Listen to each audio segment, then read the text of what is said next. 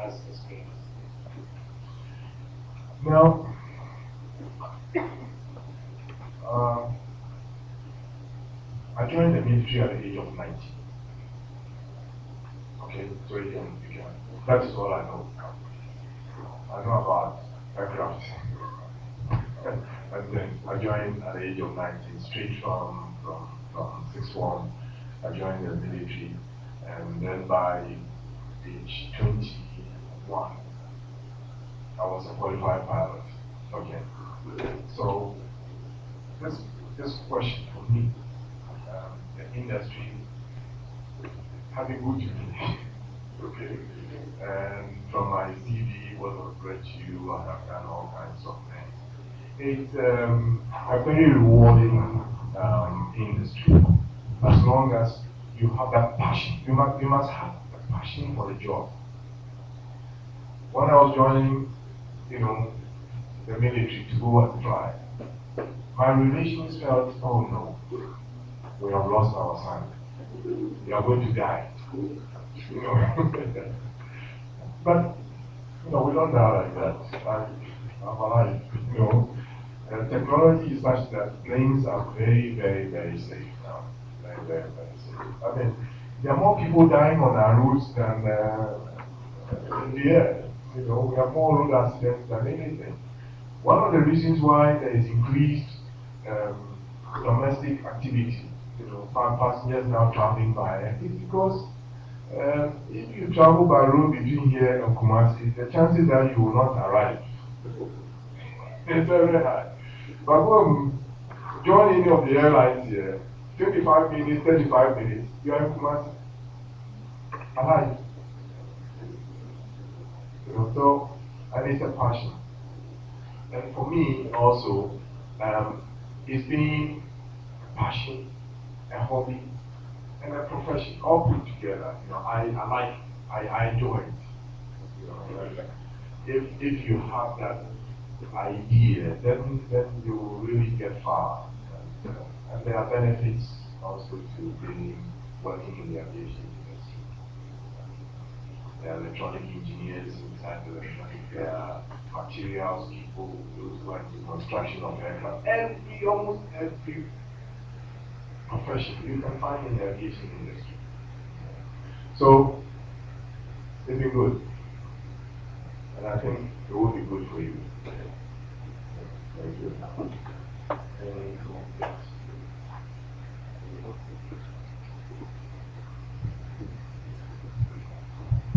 Good morning. My name is Emmanuel Wilson. So please, I would like to know this one thing.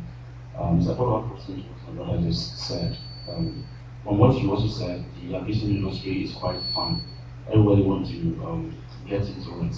But in this 21st century, we the youth nowadays, it seems the job vacancy, or let's say the vacancy in the industry is quite scarce. And every majority of the youth want to enter into the aviation industry.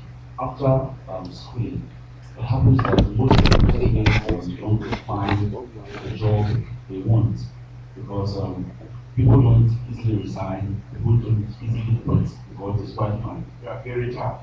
Yes. So please, I would like to know, as students, after the course, what should we do, or what is your take on that? Okay, let me think. I can say this for the aviation sector. The aviation sector has been a bit still. Have been a bit still. There was not much happening there, but there's so much happening now. New airlines are coming, international, domestic. Okay, we were going to have increased domestic activity and then increased regional flights as well. Kenyan carriers will start flying along on the regional routes, like Ghana Airways used to do before. You also have international carriers also coming in. So you can see that the opportunities are now open, they are coming. What I suggest to you is that once you wait to get into the industry, there are a few courses, that short courses that you can help yourself with. You know, go on to the net. Some of them are net based. Some of them you can come to our school that are short courses. and start learning and getting yourself into it. Because when you get into an interview, they want to find out if you have any knowledge of the industry at all. Of course, most of the programs and jobs that we do in the industry, you have to be trained in the industry. Okay. And so once you have knowledge and information at an interview, you do very well. And I promise you, the industry, we have just started, we have just begun. So there is a lot of room for young ones like you. As an industry, yes, that's why we are participating in conferences like this to be able to explain the industry to you. This will not be at the end. We hope that we will continue with such conferences and seminars to be able to encourage those of you who have an interest in the industry to come along. For example, if you want to train as a pilot, it is a very, very expensive course. It costs about $60,000, $70,000, $80,000 to get your basic license. How many of us can afford it? I became a pilot because Ghana government trained me. There was no way my family could have paid for my flying training. You know? So some people will have that advantage. Those whose parents can afford it and send them to the aviation training schools and things might have an advantage in one direction. But that is not all. There are so many other areas in the industry that you can hope to join or do something with. So I think that this is the right time to start. You just get yourself involved, do some of these courses, activity and reservations, blah blah blah, things like that, and help yourself. Yes. Can you please state the name for me? Good morning, Ecuador. Good morning. My name is James. Nice to meet you. I just wanted to find out whether there was any research branch of the GCAA. I know it's part of the IKO industry, but then I wanted to find out. I also wanted to find out whether there was I read an online article about Ghana Aerospace Society. And Aerospace Society to do with aircraft and space exploration.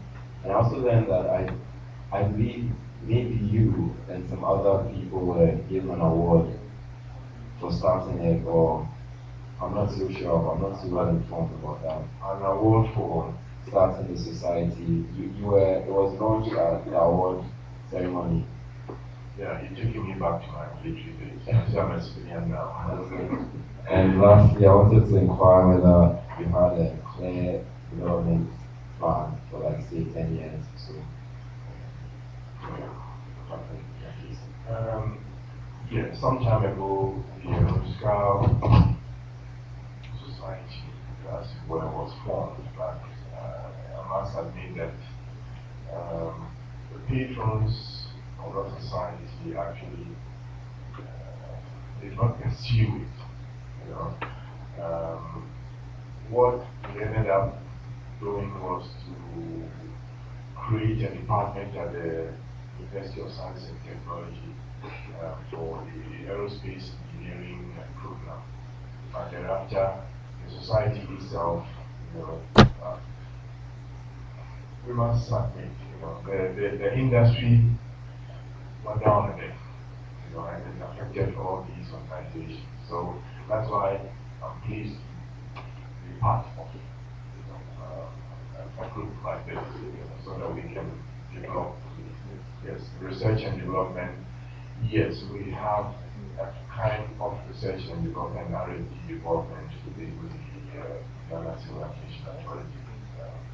Areas that we are not familiar with, we try to delve in. But as much as possible, the industry is such that it is expensive.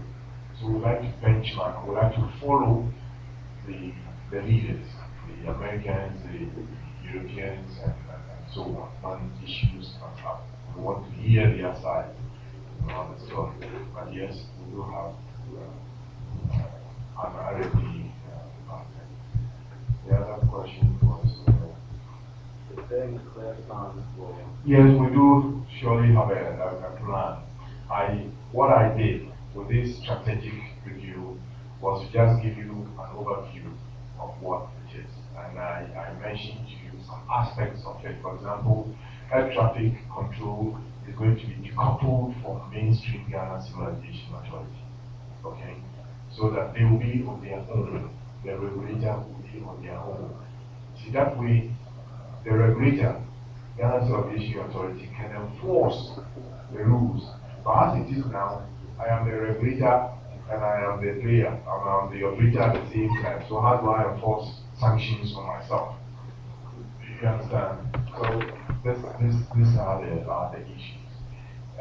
Government has come up with the various liberalization policy which we are on, and we are seeing results in this country already on the domestic front.